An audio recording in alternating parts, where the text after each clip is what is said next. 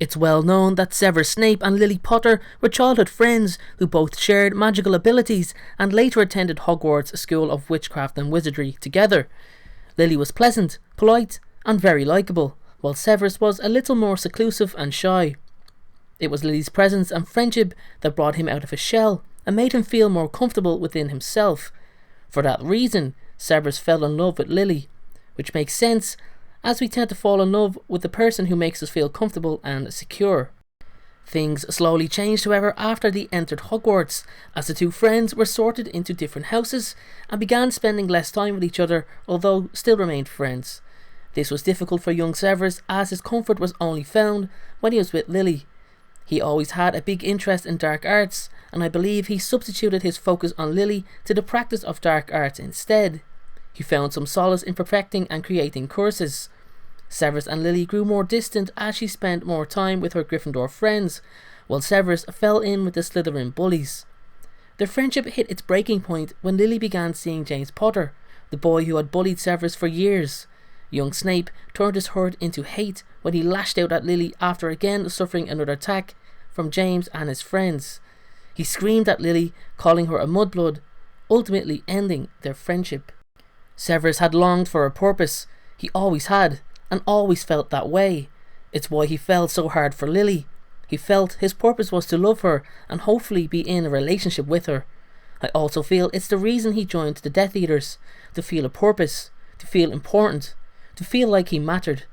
If we think about it, it stems back to the reason he even informed Voldemort of the prophecy in the first place, to gain praise and feel valued. It's extremely unfortunate that the person he wanted to feel valued by had killed the only person that ever provided him with comfort. After all, Snape could never find the level of comfort he had with Lily. It was substituted for value. It's exactly why he took her death so hard. Lily gave Snape purpose. Not only the fact that he was responsible for her demise, but that he himself had taken that level of purpose away. The purpose of being there for Lily. In his heart, Snape still hoped that he would one day reconcile with Lily, even if it was just as friends.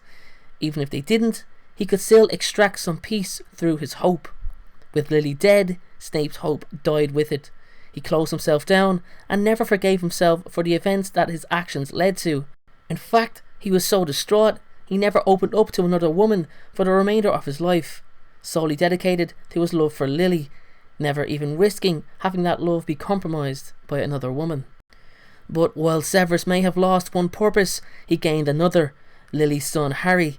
Everything Snape would do would be for the memory of Lily Potter. However, he struggled for many years to at least spend one day without thinking about the woman he had loved his entire life.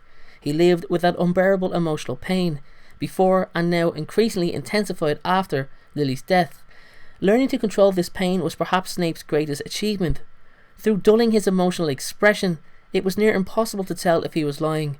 He fooled even Voldemort easily when the Dark Lord returned, and also of those who believed he betrayed Dumbledore intentionally, and even holding face against Professor McGonagall and Harry Potter himself.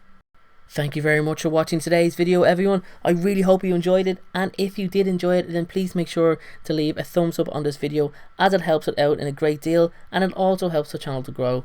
Please continue to leave your video suggestions in the comments section below, and I would like to ask you to really put some thought into your video suggestions. I've seen some really good ones, and then I've seen some video suggestions that I just couldn't actually make a video out of, as they would be too short. So please have a good think about your video suggestion and post it in the comment section below, and that could be the next video that I make here on the Harry Potter Folklore YouTube channel. And finally, if you haven't already, then please consider subscribing to my channel Harry Potter Folklore for more Harry Potter content. Thank you very much again for watching, and don't forget to have a great day.